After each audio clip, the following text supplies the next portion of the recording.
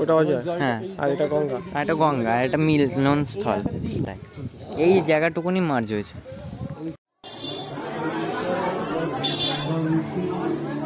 विधात्री वरदे नमः रूपं देहि जयं देहि यशो देहि यशो जहि माँ काली कहूँ जगदम्बे कहूँ माँ दुर्गे कहूँ माँ गौरी कहूँ।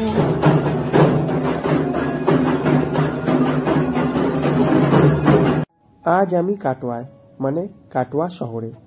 এখানে এসে আজকে আমি আপনাদের দেখাবো খেপি মায়ের মন্দির, গৌরাঙ্গ বাড়ি, ঝুপো মায়ের মন্দির এবং অজয় গঙ্গা নদীর মিলনস্থল। প্রথমে বন্ধুরা আপনাদের কাটোয়া শহরের ব্যাপারে একটু বলে নিই।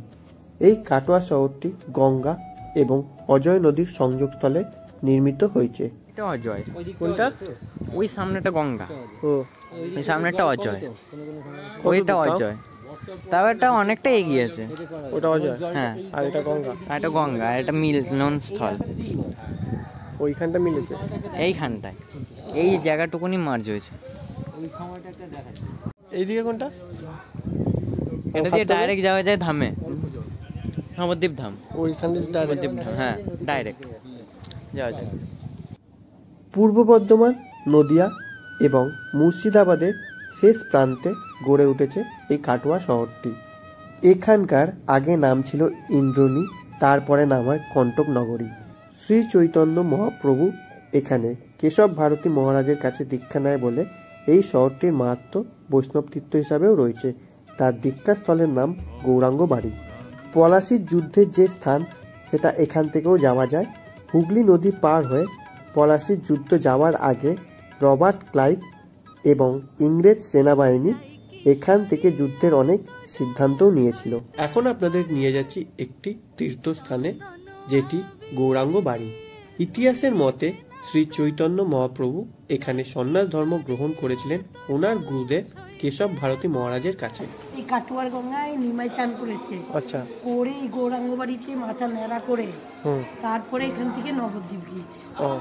খুবই আকর্ষণীয় এবং রাজকীয় পূর্ণ দরজার সামনে দিয়ে আমরা ধীরে ধীরে প্রবেশ করছি গৌরাঙ্গ বাড়ির ভেতরে। এটি হলো মন্দির প্রাঙ্গণ। মন্দিরটি বেশ সুন্দর এবং সুসজ্জিত এবং বেশ শান্তিপূর্ণ পরিবেশ।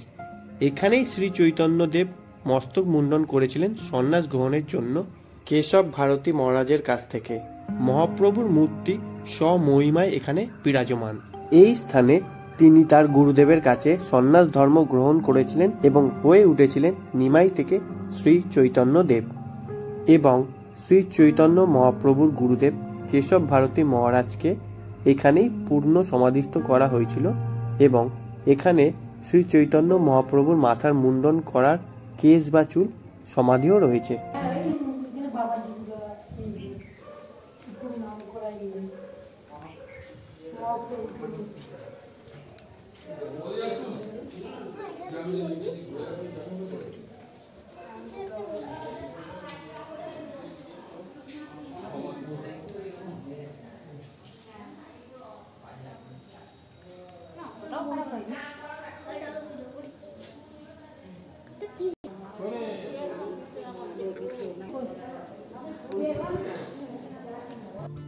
এখন আপনারা দেখছেন শ্রীকৃষ্ণ চৈতন্য প্রভু নিত্যানন্দের মূর্তি।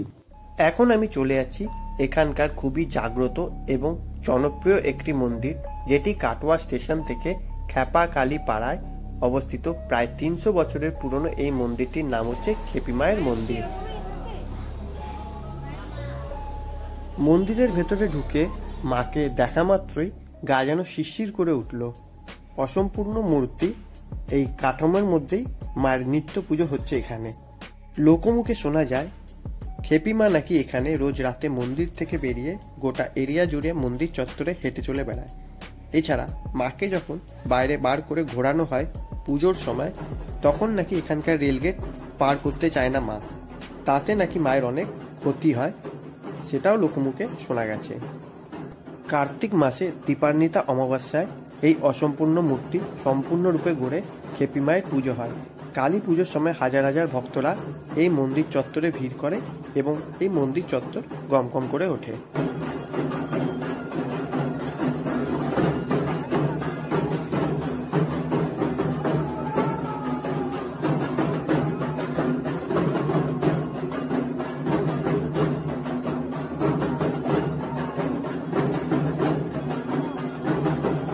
চলুন বন্ধুরা, আপনাদের আরেকটি মন্দিরে নিয়ে যাচ্ছি, যেটা কাটোয়া স্টেশন থেকে কিছুটা দূরে টোটোতে আপনারা চলে আসতে পারেন এই ঝুপো কালীতলায় ঝুপো মায়ের কাছে।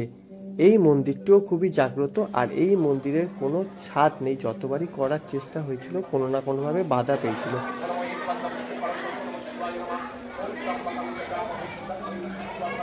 বহুদিন ধরে কাটোয়া শহরে অবস্থিত একটি মূর্তিহীন কালী মন্দির, যে মন্দিরে স্বয়ং মা কালী একটি 250 বছরের বেশি নিম গাছের রূপ ধরে রয়েছে।